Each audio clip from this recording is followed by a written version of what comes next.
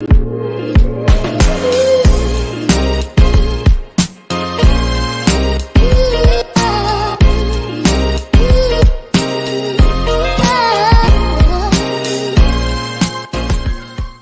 going on, people? Welcome back to Curtis Shaw TV, back with another live stream. And today, Wednesday night, I was just thinking, actually next season we're going to be real busy on these Wednesday nights, Champions League Wednesday and all of that good stuff, people. But we're only 2 days away from Arsenal's next game. Obviously, we play a little bit earlier this week, Friday night football against Southampton. Looking forward to that game, man. We need a win. We need to just get these couple of stupid 2-2 draws out of our system. So looking forward to that game. We'll have press conference reaction tomorrow. Big up to each and everyone in the chat. Hope you're well. Gang business, Big C. Big up Curtis. Big up the C unit. Big up everyone. C. What's good today, Big C? Everything good, bro. Can't complain. Hope everyone is well in the chat. And Nimbo, my apologies. Wilfried Zaha being mentioned again. As I said, I only report the news. I'm not making up the news. I'm just reporting it, people. So my apologies. People saying that I've got shares in Wilfried Zaha signing for Arsenal, but it is what it is, people. We're being linked. We'll talk about it later. Big up Latte, C-Unit Business. Nimbo's here. Big up Zaha's agent. Listen, if he comes to us and does well, I want some of the credit. Big up Anthony, C-Unit Business, and Aid, yo, Big C. Heard you signed Eddie to C-Unit Records. Nah, man, we can't do them deals. We can't do that. Apparently, Ronaldo's had a player in a headlock. I haven't even seen that. Glad to join the live stream, Paul, as well. Don't forget, we're going to do a member stream on Thursday, people. So get yourself involved in that if you are a member. I want to hear your thoughts on the last couple of games. The 2-2 draws, and obviously the upcoming games as well. You're hearing about this new Premier League rapper. Yeah, do a rap song, cover your face, causes a lot of hype, don't it, Zaha has too big an attitude for soft Arteta. Listen, lots to talk about today. The real Vieira is on the green screen. As I said, from now on, people, I will simply be referring to the current one as Fabio. I've dropped the surname. Until I see performances, Vieira will only be Patrick Vieira. Fabio has certainly just been downgraded to Fabio. He cannot hold that surname any longer, I'm afraid. By the way, how much would these three players be worth in the modern game, man? When you look at these three, ain't it unbelievable to think we had players of this level back in them days? I almost wish those days were now when I was older, so I could really brag about having that team. You're looking at, those guys would cost you hundreds of millions of pounds. But it is what it is. Skoda Fabio, teabag they're calling him. But it is what it is, people. Anyway, let's get into today's show. Let's talk about the news. I just wanted to, before we get really into the show, just want to talk about a bit of Champions League football from last night. And Chelsea fans, I'm not going to rub it in too much because I expected you to hold another defeat. And they did. That's their season over. Real Madrid probably against Man City. Personally, I wanted Real Madrid to win because I want Real Madrid to play Man City and stress them out and maybe mash up their Premier League season, where I think City would have rolled Chelsea over. So I'm glad Madrid won. Light work in the end.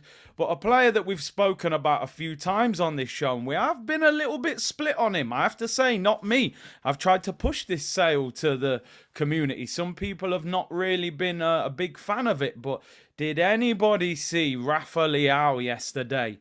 Picks up the ball on the edge of his own penalty area, runs past three players like they're not even there. It might have even been four players. Ndombele was the first one who just got dashed off him.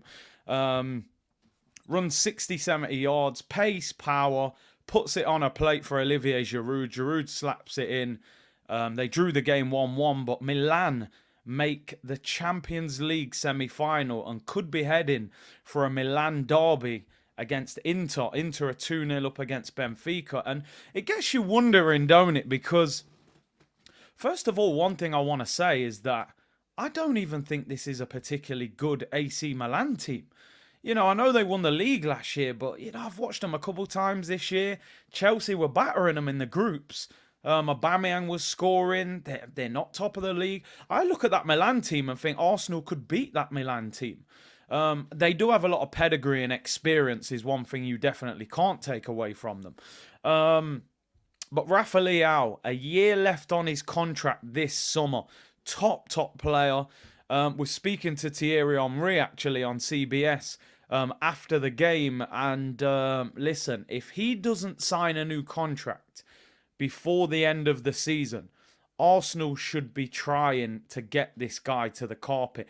Now, on one hand, I know it's difficult because he is an out-and-out left winger, and we don't really need a left winger. With Martinelli, with Smith-Rowe, with Trossard, we are stacked there. But I would still have a look at him. I think eventually he could play up front. He's tall, he's quick, he can finish. Listen, year left on his deal. Rumours that Milan would have to sell him for around 80 million. Although Paolo Maldini was saying that he thinks he can convince him to sign a new deal. But money talks, people, and apparently he's a big fan of the Premier League.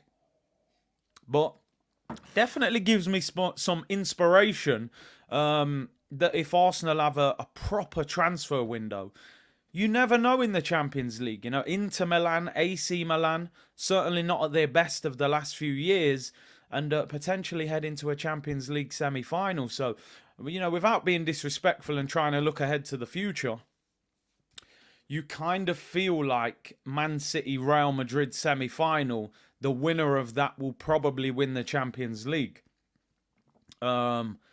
Which is unbelievable. But yeah, Man City getting Real Madrid, as long as they get past Bayern tonight, I think is a positive for Arsenal, because I think Real Madrid will stretch this Man City team and will ask more questions of them. But Rafa Leao, definitely a player that I would love to bring to the football club. That is for sure this summer. Mainan, the goalkeeper. Mainan, I don't know how they say his name, but he's a player as well. Member stream tomorrow will be at 4 o'clock, people.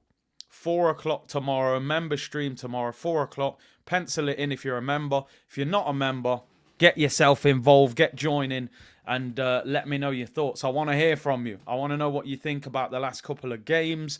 Has the title slipped away? Have you still got hope that we can get there? Get yourselves on the member stream and let me know. Rafa Leao, as Assassin said, suffered racial abuse before the game by the Napoli fans making monkey chants. And you look at it, and you know what? It gets to the point where I'm just like, this game of football, they're just not interested in all of this. As I said, they won't do anything about it until it affects the product. And I'm looking at Napoli fans like, hang on, your best striker is Osimhen and he's a black guy and you're doing monkey chants at Leao. It blows my mind. It really does. And as I said, I think, and not just black players, this is any players who suffer abuse. I think players have to start walking off the pitch, which is something that back in the day, I always used to say, why should a player walk off the pitch? He's a pro. He's earned the right to be on that pitch. He shouldn't have to walk off. But the people in charge are not interested in dealing with it. What I think, not just the player, I think the whole team. I think you walk off the pitch, you end the game, it damages the product. You replay the game at a future date, and then you force clubs to do something about it. Until the product is damaged, they will not do anything about these things. They won't do anything, right? They're not interested. Doesn't affect them. So, but what a way for him to answer back. The Napoli fans runs 60 yards and gets an assist. So, listen, we know people in these big industries. The only language that these people know is money. Unfortunately, that's all they know. They haven't, they don't care about nothing else. When the money gets affected, people start acting, and unless the money is affected, they won't do anything. UEFA, FIFA, they're not interested. Yeah, let's go on one knee and put a fist in the air and wear a T-shirt saying kick racism out. That ain't going to do a damn thing. So anyway, let me move on. It winds me up. It really winds me up, but it is what it is. The players need to act. Anyway, let's talk about Arsenal. Let's look ahead. Big up to everyone tuned in. Make sure you like the video, subscribe, follow the TikTok, all of that good stuff, people. Really appreciate all of your support. It was like a Theo Walcott run to Adebayor. Yeah, and they got Osimhen up front. It's like, do they think they can say it to him, but it doesn't apply to him? It's crazy. It blows my mind. Milan brought Leao and Mainan from Lille. We brought Gervinho and Pepe. Yeah, Lille have definitely destroyed us, that is for sure. Although we did get Gabriel from there. So we did get one. Amaru said, Big C, that Bayern v City match ain't over yet. If Bayern score first, it'll be a long night. We'll be happy for extra time. I'm really hoping that Bayern Munich get an early goal tonight. Whether they can beat Man City, I just don't think so. I really don't. I know they're at home, but I just don't think they will. But I just want them to be tested, because I'm sick of City just 45, 60 minutes just going game over, take off Haaland, take off De Bruyne, take off Rodri. I want them to be stretched. I saw something today on Sky that Man City have every single player in their squad available for selection now that Phil Foden is back from injury. So they're at the peak of their powers. We need some sort of difficulty to find its way into that squad. Fatigue, tiredness, suspension. Do you know what I mean? I don't wish injury on a player. Certainly not a big injury. But I wouldn't mind a few little knocks for some of their big boys. So, yeah, let's hope Bayern can do something tonight. That is for sure. Anyway, let's talk about injured players potentially coming back for Arsenal. And the main one that we need back is William Saliba. He's back in Arsenal training now. I don't want to excite people too much, because he's not actually training on the pitch with the group yet. Mohamed El Neni put up a video yesterday of himself on the bike next to William Saliba. Saliba pointing to his head, you know, blah, blah, blah. Good to see him back in his Arsenal kit and doing some sort of training. Now, how far away is he from being back for selection? As I said, that Man City game next week on Wednesday, a week today actually, could be a straight shootout for who wins the league, to be honest.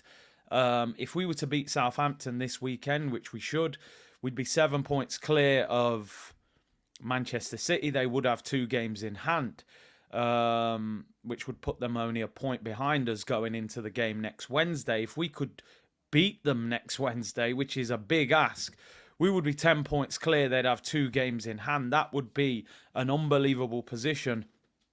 We would even take a draw. I think most Arsenal fans would take a draw. No trim means he's grinding. I hear you. I hear you. When man of rags, no shape up, you know, you're on your grind.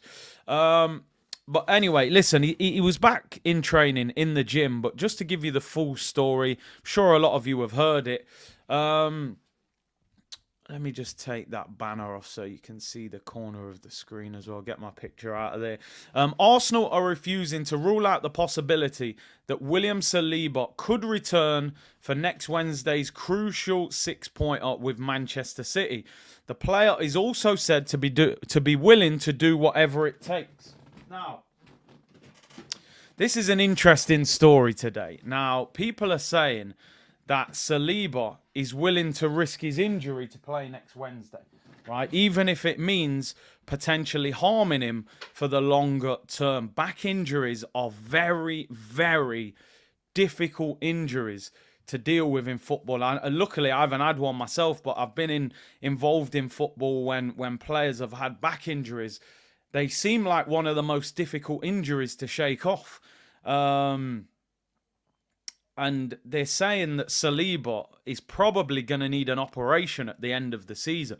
Now, I respect the fact that Saliba is willing to risk the injury, but I want to know from you guys, this might be worth a poll actually.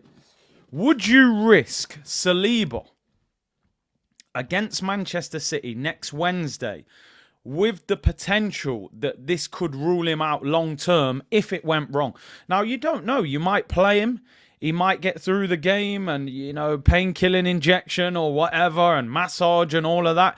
You might be able to get him through it. You might be able to get him through a few more games and then he goes off and has the operation. Or would you be like, listen, this guy is so important to the long term, we're not going to do it. How are you thinking?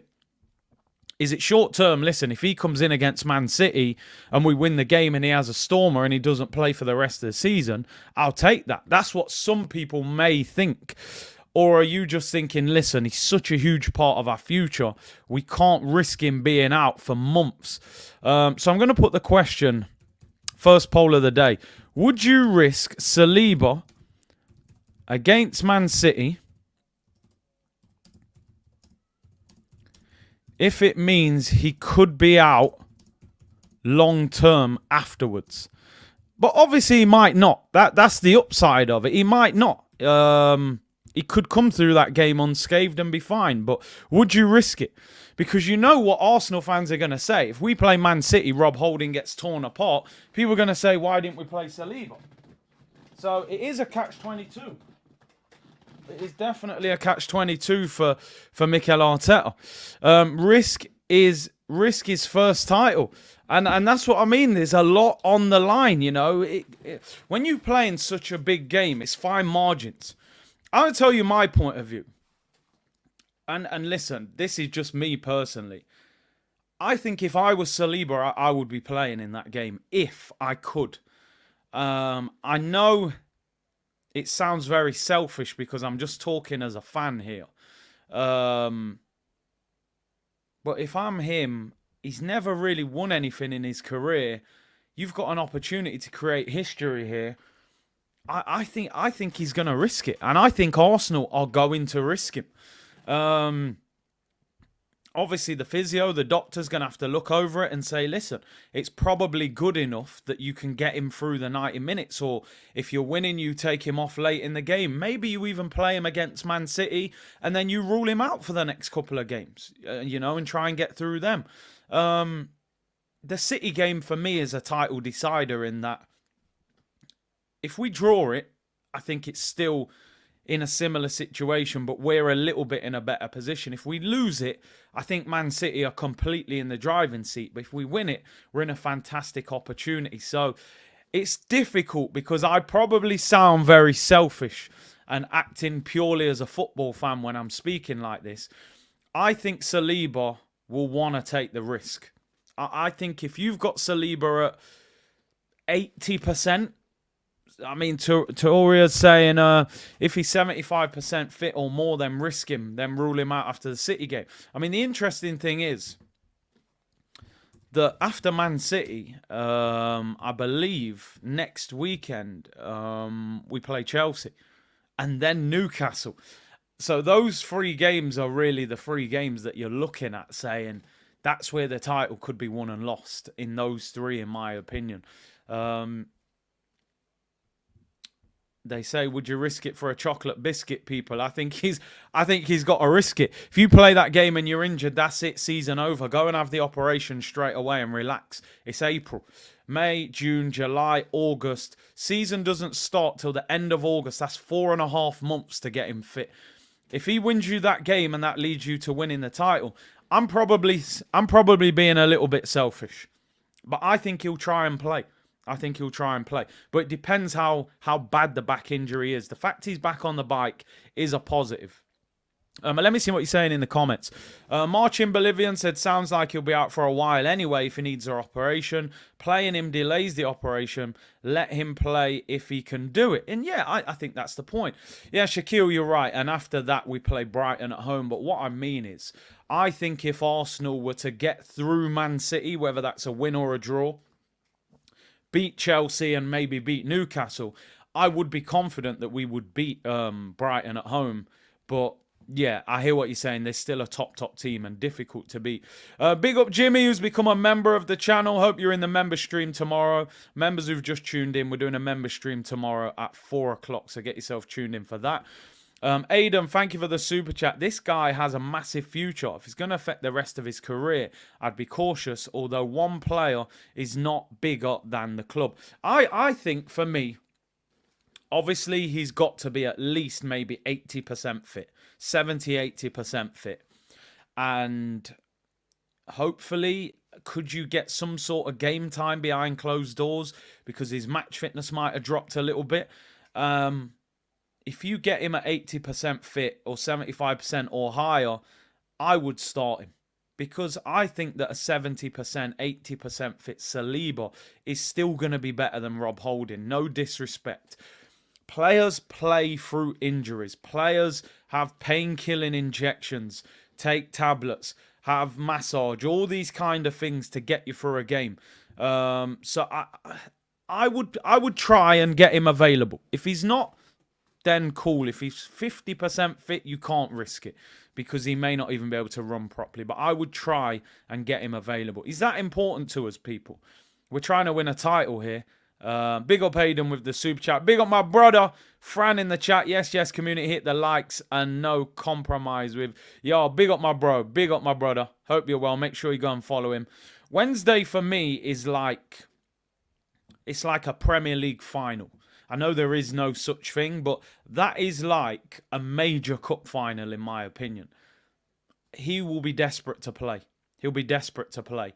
And if you can get him to a decent level by next Wednesday, I would risk him. Worst case scenario, the back gets a bit worse. You put him straight in for the operation and you end the season if you have to.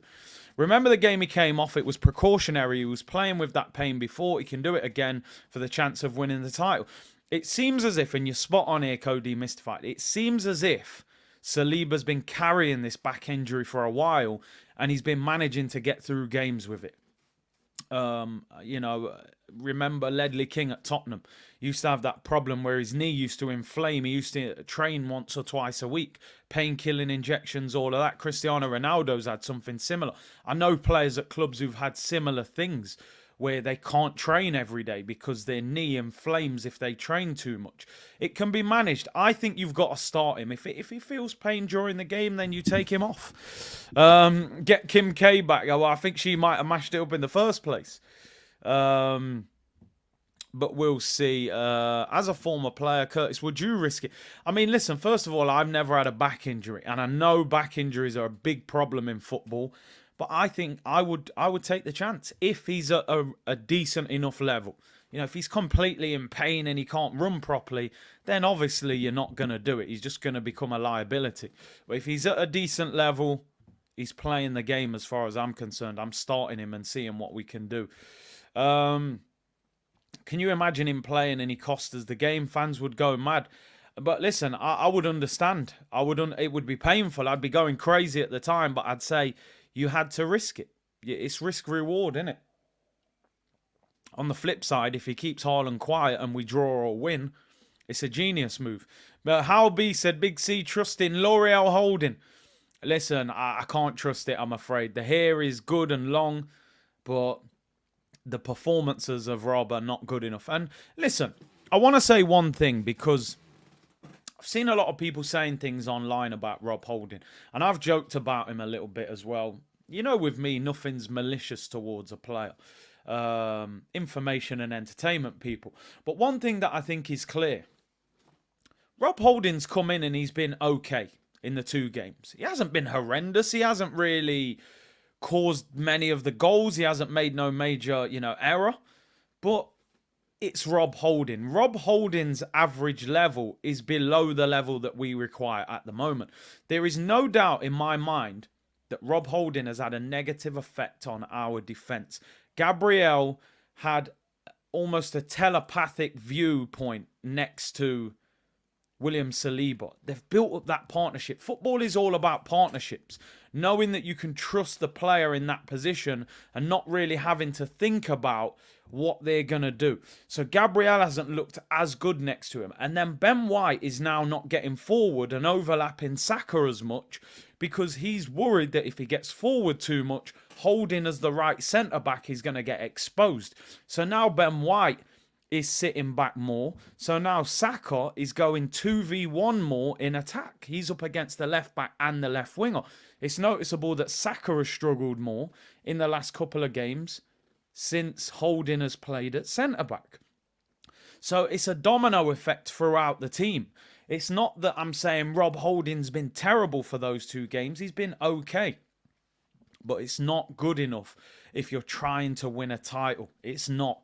And that is the unfortunate situation. So for me, if Saliba's not available next Wednesday, I would be doing something different. As I've said, I think you've got different options. Can you play Zinchenko or Tierney at right back and push Ben White to centre back?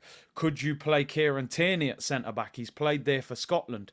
Or do you go three at the back and play Tierney, Ben White and Gabriel? I think he's got to do something different. So, again, it's nothing personal against Rob Holding. He's just not at the level. He's not at the level. And I think he's very fortunate to still be at Arsenal in such a pivotal role. If Saliba ain't ready, play Ben White at centre-back, play Trossard at wing-back. I mean, I don't know. Can he defend, though, bro? I'm not sure. Look at this guy. Nimbo's on to me, He said, we know you're itching to talk about Zaha. I'm trying to just keep it, relaxed. Did I say 3 at the black? Oh, I'm going mad. It was the black 5. Remember when Arteta said it in the press conference? Forgive me, people. Curtis, Holding is better than Maguire. I mean, I think I said the other day, didn't I? I thought Maguire was better than him, but he does more calamitous moments, and he cost 85 million or 75 million, so maybe not. Saka at wing-back, it would be a risk, but maybe. Yes, Curtis, we have to throw Pep a change-up, hope he swings and misses. Sometimes you got to do that in these big games. And you've got to change it and maybe give him something that he's not expecting in terms of the setup of the team. He won't be expecting 3 at the back. Right, anyway, the moment Nimbo has been waiting for, and you... No. Hey, Wilfried Zaha. Listen, people, for 3 or 4 years, I've wanted him to join Arsenal. I gave up on it. I thought it was over. Didn't like the performances of him this season against Arsenal either. I actually don't think he played that well in either game.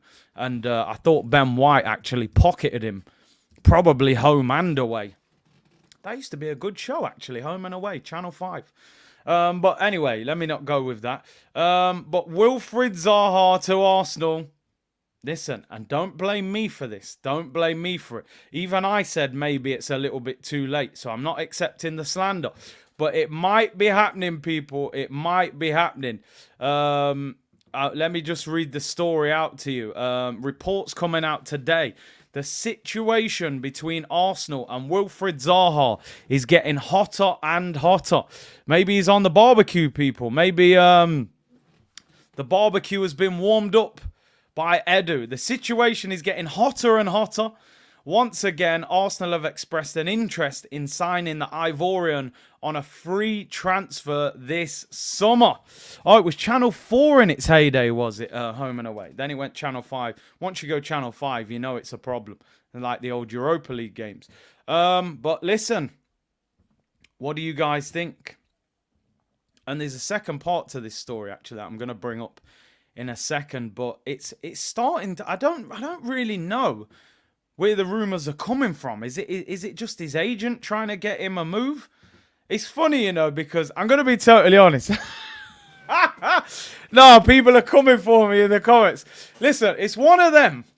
After the 2 performances against Arsenal, right, I said to myself, do you know what? He's not the same player anymore. Let it go. Let it go, people, like the Frozen song. Let it go, let it go. Zaha's not good anymore. That's how I was going with it.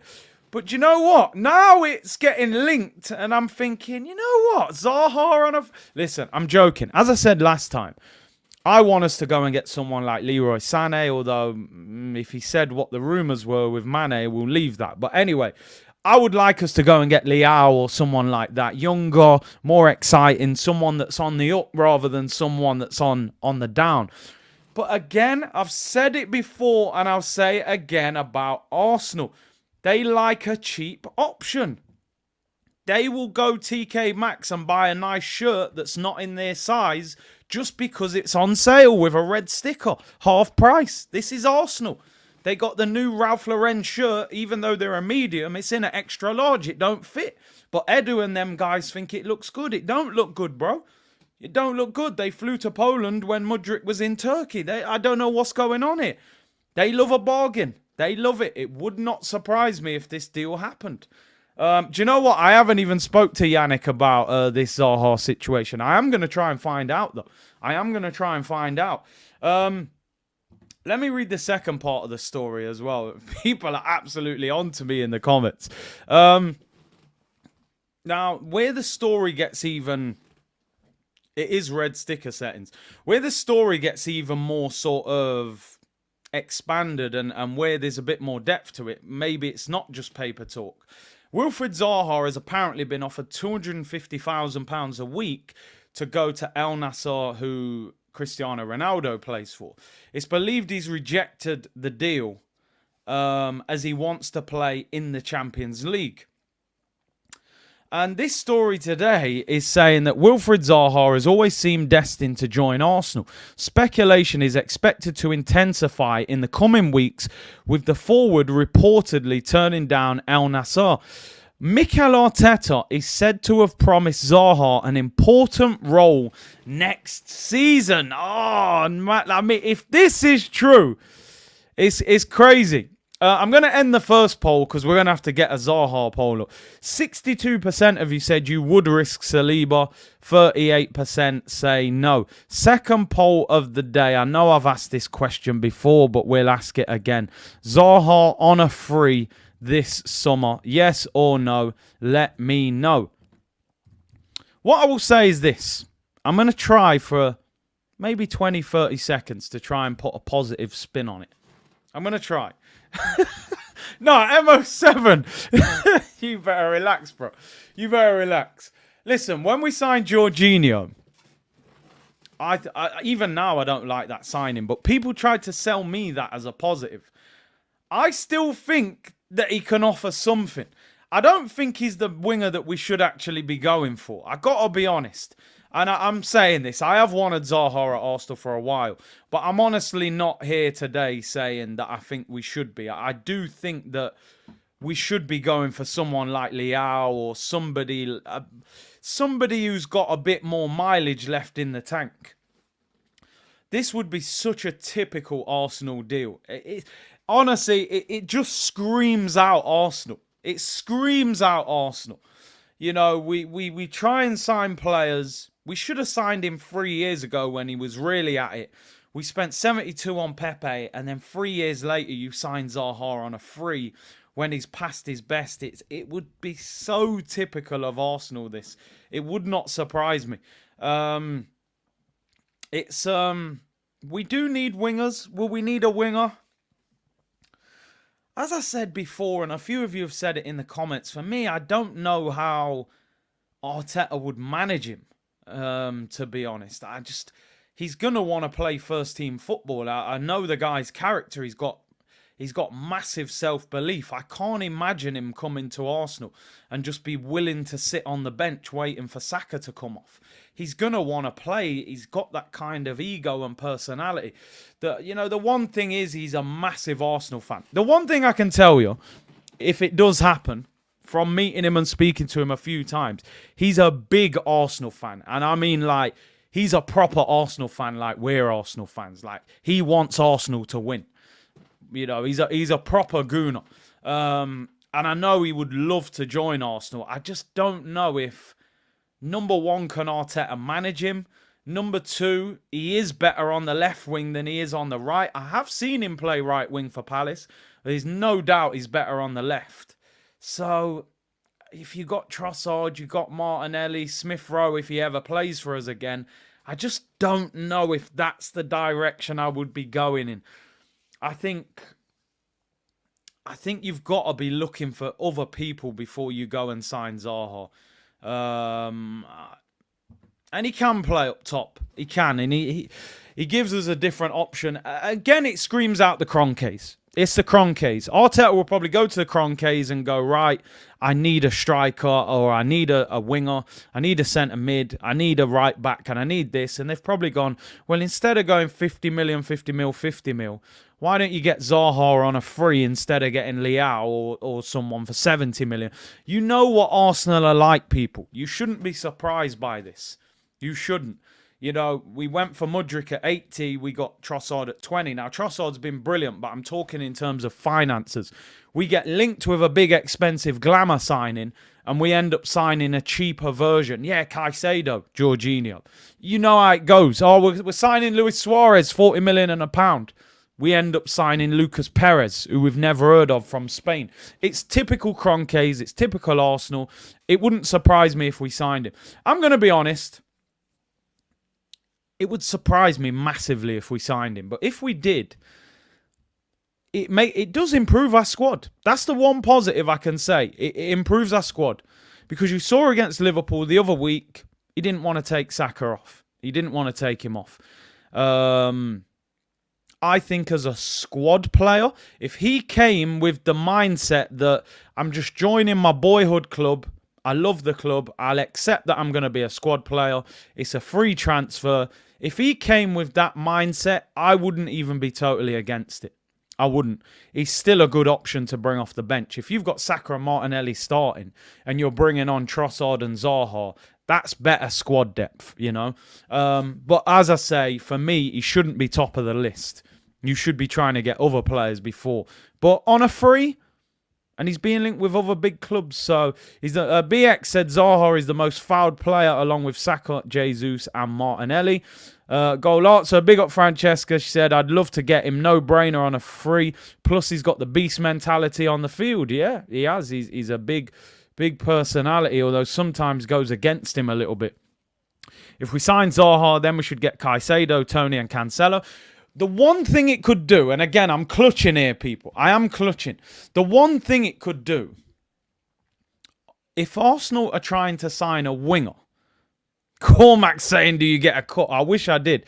If Arsenal are trying to sign a winger, they're trying to sign a winger to be a backup signing to Saka and maybe Martinelli. To compete, but realistically, you're going to probably be used in rotation. So Arsenal might be looking at it and saying, well, rather than spending big money on a winger that's not going to start, why don't we get somebody in who is a quality Premier League player on a free and then spend big money in the areas like centre mid where we do need someone to start or other places. That's how I think Arsenal are probably looking at it. So it is what it is. It would still be a surprise to me if we signed him. Let me get into the super chats. Baba Tunde, big up to you, bro.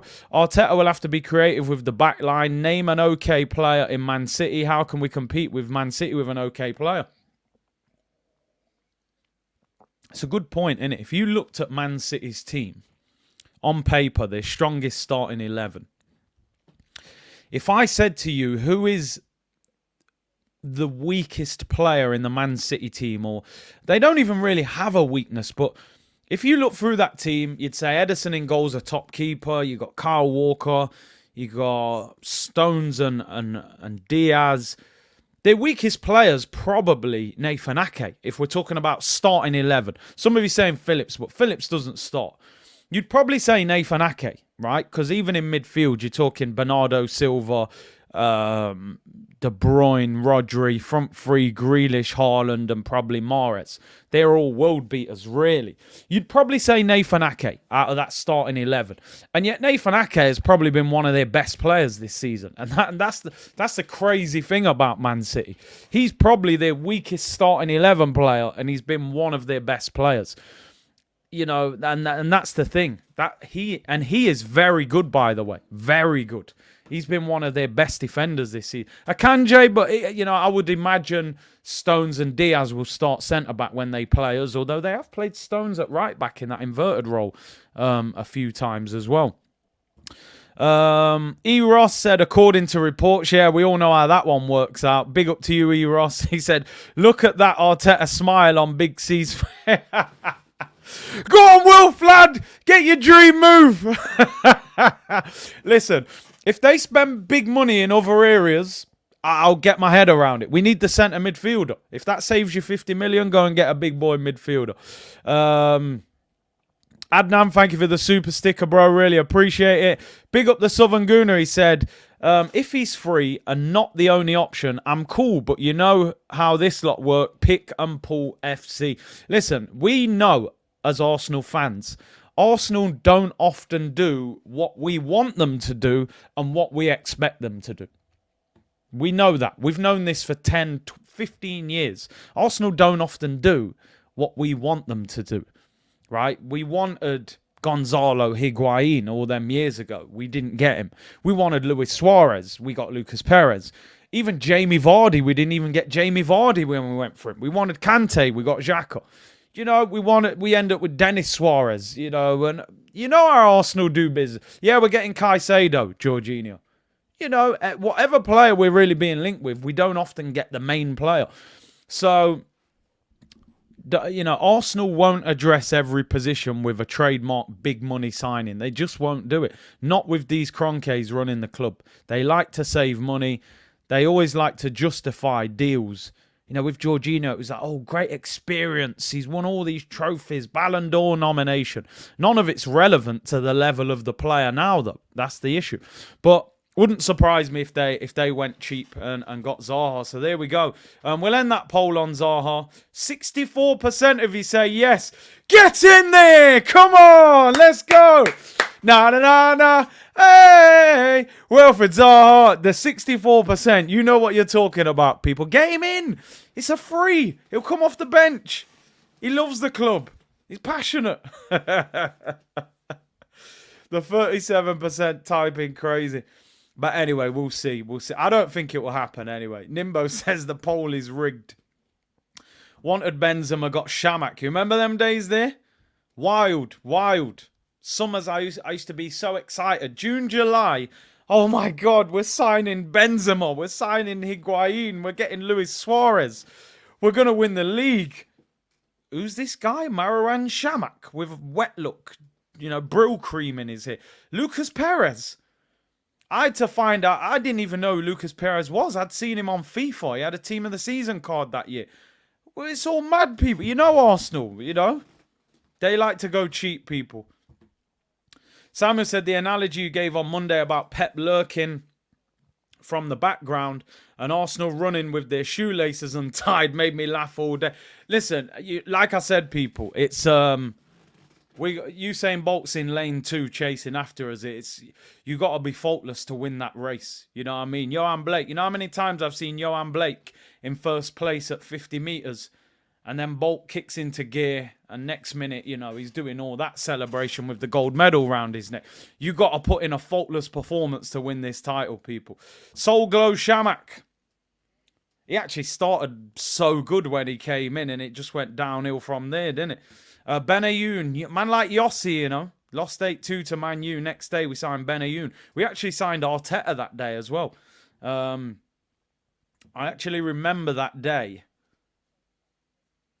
being furious that we'd signed Mikel Arteta. So apologies for previous, but we'd sold Fabregas and signed Arteta. I was very disappointed with that at the time. But anyway, it's all, it's neither here nor there. Yeah, Lamar. Oh, we're offering £92 million for Thomas Lamar, but apparently Monaco have rejected it. Okay, good one.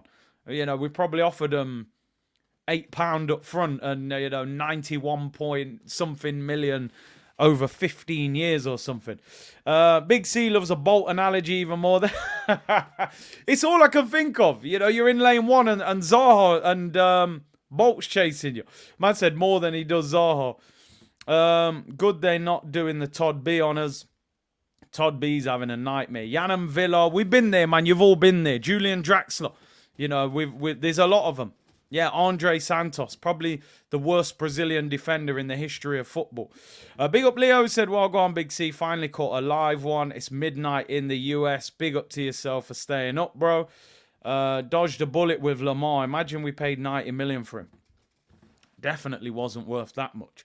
Anyway, let's move on again, people. Couple bits to talk about. Press conference reaction will be tomorrow, 2 o'clock. Member stream tomorrow, 4 o'clock. And obviously we've got a game on Friday, which I'm actually happy that we're playing on Friday because I think these players need to win a game and get back to the Emirates, and sort of remember what it's like to be back at our home ground, 60,000, should win the game, hopefully score a few goals, get some confidence, Yeah, the Kante deal, man, was ridiculous that we never got that deal done, that's for sure. Probably the wildest story of the day. I wanted to bring this one up, but Rio Ferdinand, who does, obviously, that Vibe with 5 show with Joel Bayer and them, man. Big up, Joel. He claimed on there that he's heard rumours. He could be trolling Arsenal fans, but he claims that he's heard rumours that Mikel Arteta could be offered the Real Madrid job at the end of the season. Boy, how times have changed. Rumours that Carlo Ancelotti could be leaving Real Madrid to become the Brazil national team manager, and that Real Madrid could offer Mikel Arteta the job. I'm going to be honest, and this is no disrespect to Mikel, because Mikel has definitely improved massively. I don't think Mikel Arteta would get the Real Madrid job. Number one, I don't think he's done enough yet to get that job. Maybe if he won the league. And number two, he grew up at Barcelona. And I don't think they're very forgiving of those things over there. You know, he grew up in Barcelona's academy. He's cool with Pep and all of that. I just don't see why Madrid would offer Arteta the manager's job. I feel like he's trolling us at this point. That's interesting. A few of you saying in the comments, go and get Ancelotti if he left. I mean, I don't want to start that conversation because I know that's you've got to walk it's fragile ground if you start talking about potentially replacing Arteta. So I'm not going to start saying that. It would be interesting if someone like Ancelotti was available, but apparently he's in talks to take the Brazil national team job. He's in his mid-60s now. Maybe he wants to do national team football that is a lot less stressful and demanding. I think Rio is just trying to troll Arsenal fans at the moment. Luca said, last time we had a Premier League game on a Friday, we lost. Did we lose? Who was that against? I actually can't remember the last time we played a Friday league game. Christian said, hey, Curtis, do you know about any more cities that have been added to the US tour besides Washington? Bro, I'm waiting like everyone else. I mean, I heard there was two rumors. One was that they were going to go to New York, and the other was that they would go to LA, obviously because of the Kroenkes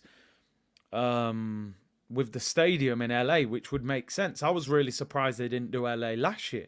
But I've heard New York and LA, but will they do both? Obviously, one's on the east, one's on the west. I don't know. I don't know why they haven't announced the whole tour as yet, by the way, because, you know, we're nearly at the end of April. Usually they would give you at least maybe 3 or 4 months. But yeah, it's interesting that some of you are saying that you would take other managers. I'd take Enrique in a heartbeat, said Anthony. Ancelotti will win the Champions League trophy. Do you think he'll win it? Do you think they'll beat Man City in that semi-final? Some of you saying just do a straight swap. Take Don Carlo and give... Listen, Arteta is not as good a manager as Carlo Ancelotti. The only problem I would say with Ancelotti, he's not necessarily brilliant at building up a team. He goes to clubs where they're pretty much already built. He went to PSG, he went to Bayern, he's gone to Madrid. He doesn't do much building. He just kind of finishes off, what's already there and already built. Zinedine Zidane is one as well. Another one. I've always liked Zidane, but doesn't speak fluent English. And apparently Man United tried to get him and he wasn't interested in coming to the Premier League. But listen, Ancelotti is one of the best managers in the world. And listen, it would be interesting. Arteta would not survive at Real Madrid. They have standards unlike Arsenal. I just don't think they would go for him. He's a Barcelona boy. And he would be under huge pressure from day one.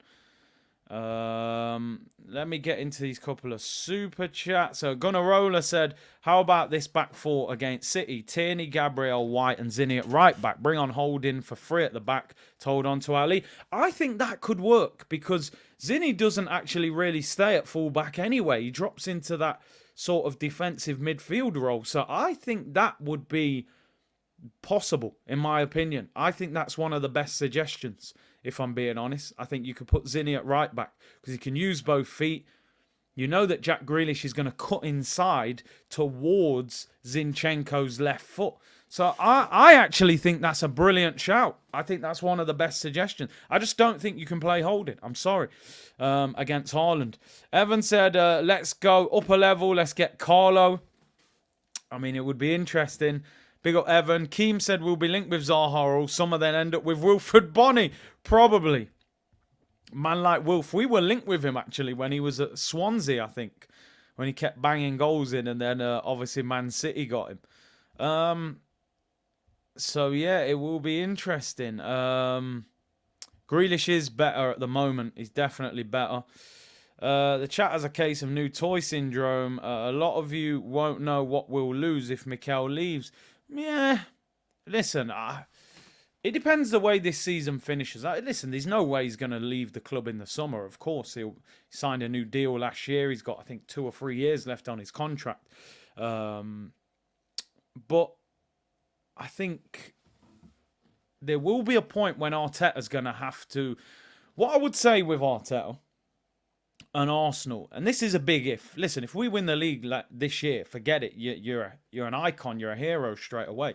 If we don't win the league, there has to be a real plan about what the progress is going to be next season. Because I've always said next season could be harder than this season, because I think it's easier to win a league while you're in the Europa League, because you don't have to play your full strength team in the group stage. You can go to Bodo Glimt and make 6 changes and win. You can play Zurich and make 8 changes and win. So you don't get into the knockout stage of Europe until February. So until February, you don't even need to play midweek with your strongest team. From next season, when you're in the Champions League, Wednesday night, remember we're second seed, so we're going to get a big boy in our group. We could have Real Madrid in our group. So you could play Real Madrid Wednesday. You could have Liverpool on Sunday. And then another Champions League game the week after. You got to go full strength Wednesday, full strength Sunday, full strength the week after. It's going to be a very difficult season next year, even though we're back in the competition that we love. What I'll say, because a lot of you talking about Arteta in the comments, is Arteta has had a very good season. We've seen a lot of progress. However, he hasn't... If he wins the league, I think it's a minor miracle. If he doesn't win the league, I think we also have to be honest and look at it and say, he spent 400 million. This will be the end of his 4th season at the club. We've just got back into the Champions League in his 4th season. It's not unbelievable what he's achieved. It's good. It's not unbelievable. If he wins the league, forget everything I'm saying. It's unbelievable what you've achieved. Like, I would have never expected it. But if we finish second and we haven't won a trophy this season, and he spent 400 million and had 4 seasons, that's not a miracle. It's not like, by the way, I can't believe he's done that. He walked into an Arsenal team that finished 5th under Unai Emery, that should have got top 4, that got to Europa League final. He spent 400 million. You got rid of all the big personalities that you didn't like, your Ozils, your Guendouzi's, your Aubameyangs, your Pepes. So he's done well, but it's not unbelievable what he's achieved either. So I think we have to also put it into context, right? He's improved us massively, but it's still not a miracle. 4 seasons, 1 FA Cup and 1 top 4 if we don't win the league. That's decent, but it's not unbelievable. I still think he needs to go up another level. To go up that other level would be, can you win the league? Which we hope he does. People saying it's a bit harsh, but is it that harsh? Is it that hot? Conte got top 4 in 6 months. I know obviously it didn't build from there, but that's Tottenham at the end of the day. They don't often build on their early success. So I'm not being unreasonable. I'm just stating facts. It's his 3rd full season, somebody just said. Yeah, the first season was a half a season, and he won the FA Cup. You also have to look at the next stage. Can he take... Like I always said, Brendan Rodgers finished 2nd at Liverpool. He had one of the best attacks in Europe, Sturridge, Sterling and Suarez. And Liverpool had to make that decision that even though you're a great manager or a great coach and you're playing great football, can you get that Liverpool team over the finish line? And he couldn't. They felt he couldn't. They had to go to Klopp, who was the elite manager, and he got them over the finish line, won the title, won the Champions League. It's not a diss. I'm just saying we still have to understand it's not a miracle what he's performed so far. If he wins the league, 100% is a miracle. One more season for Arteta. He definitely deserves next season, but I'm just saying The club can't sit still and just think, oh, we'll just keep waiting until things happen.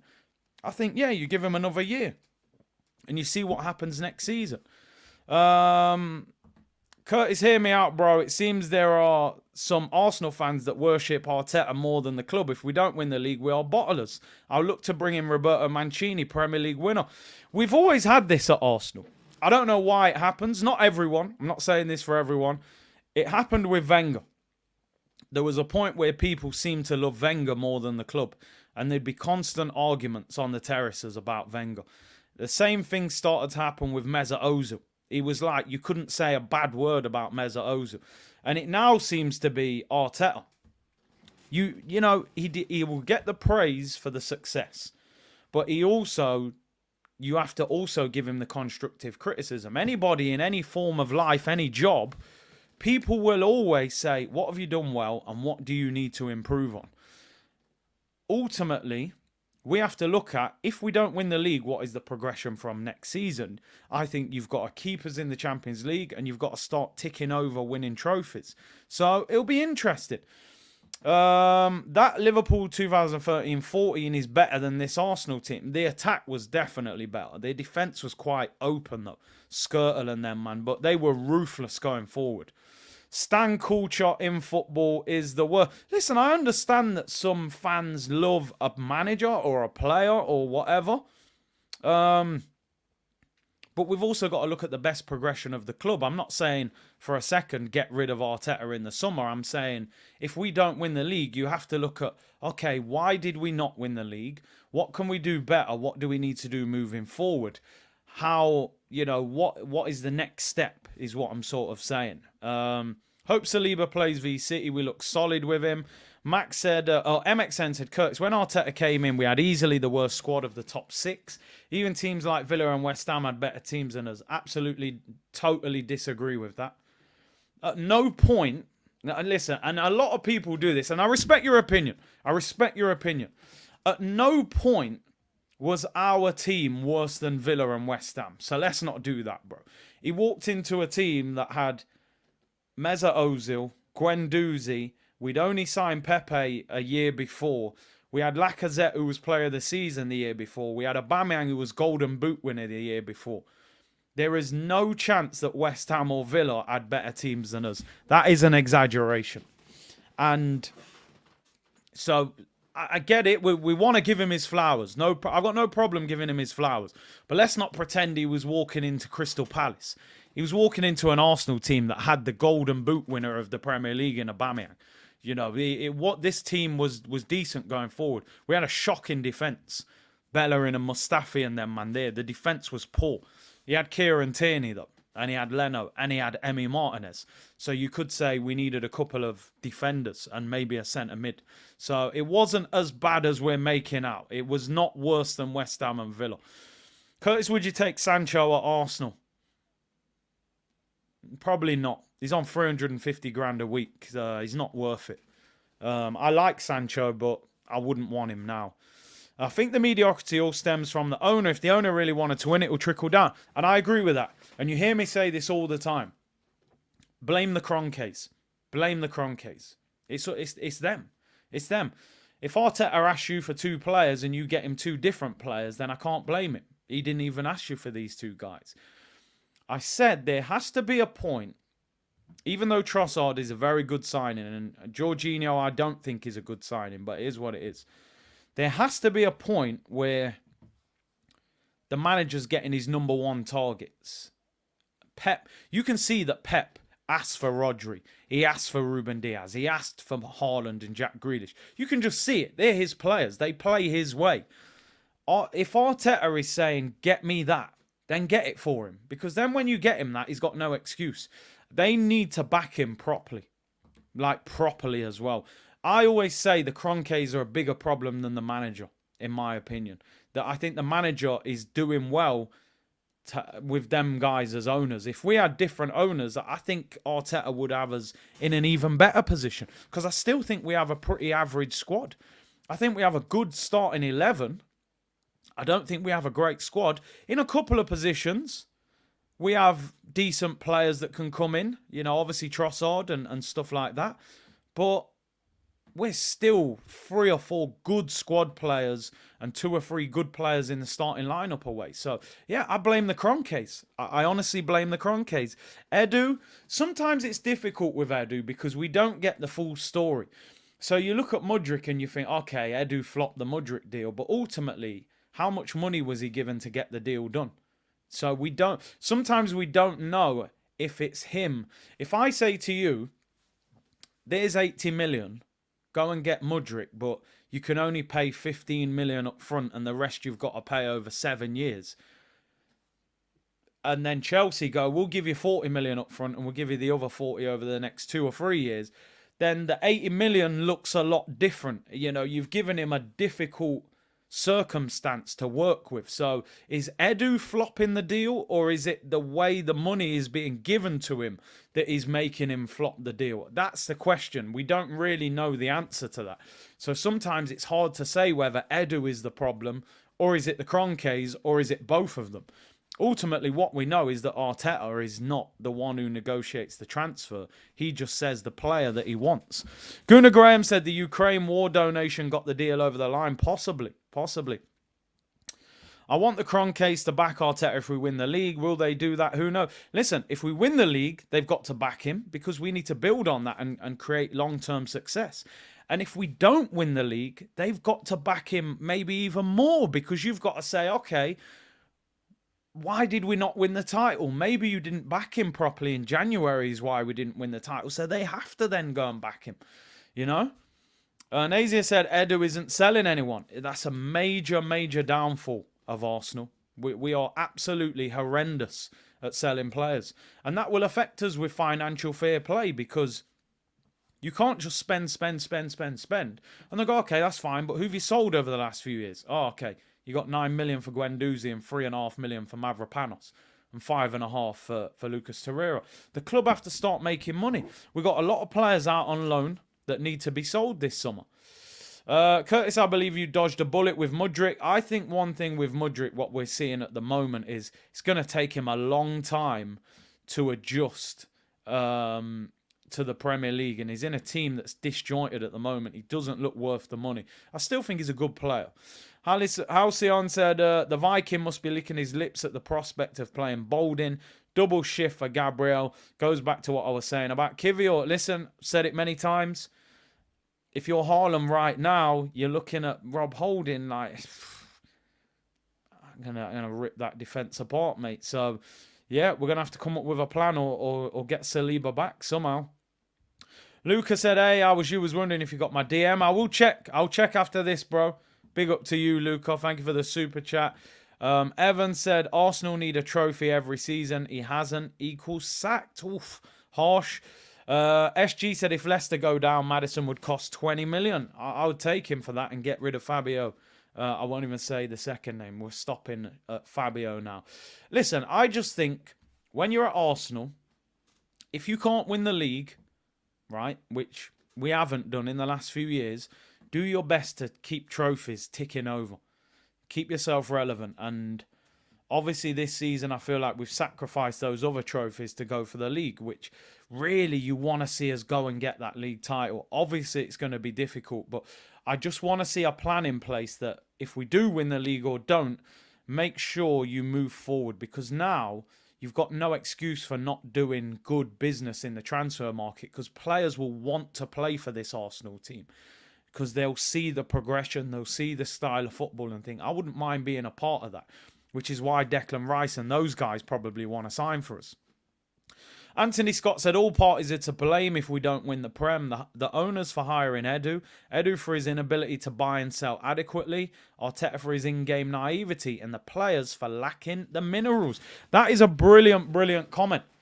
You've got to look at everyone. Have the owners backed him enough? Is Edu the right man to do business?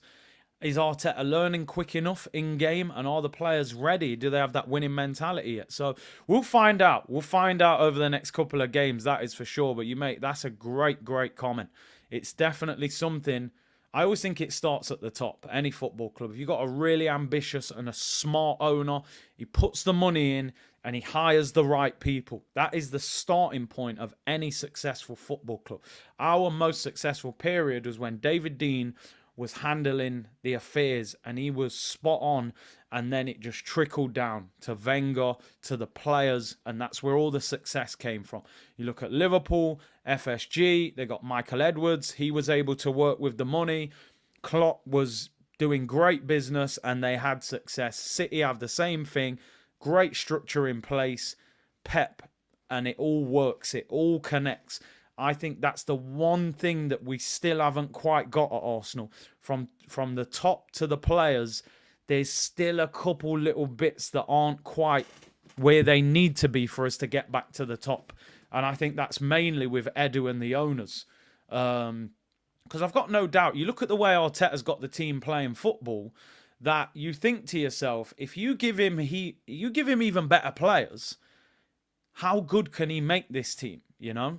That would be my thing. And people saying losing faith. We're not losing faith. We're just looking at the overall picture and saying, if we're still going to push up another level, what needs to happen? That ambition from the ownership to identify and be ruthless at the right times, you know, and really go for it and show that you want to win it. That is what we want to see moving forward. Curtis, you're about to pay Pepe to leave. We probably will. We probably will. Year left. Probably end up paying him. It's called being realistic. Exactly. We've got to look to progress. We have to be demanding as fans. We've got to look for this club to get back to the top quickly as well, you know. It's simply constructive criticism. That's it. That is it. I'm sure everyone in their job, you get reviews. This is what you did well. This is what you need to improve on. It's simple. But listen, people, thank you very much for tuning in. Another great show today. Been on for an hour and 10 minutes. I'll be back on tomorrow at 2 o'clock. And then I'll be back on at 4 o'clock for the member stream. So get yourself involved tomorrow. And we'll have press conference reaction from Arteta. We'll be looking ahead to the game against Southampton. See if Zinchenko's back from injury. Any updates on Saliba. And we'll talk about potential starting 11 for the game against Southampton, people. So thank you very much for tuning in. Enjoy the rest of your Wednesday. I will see you all tomorrow, people. Bless.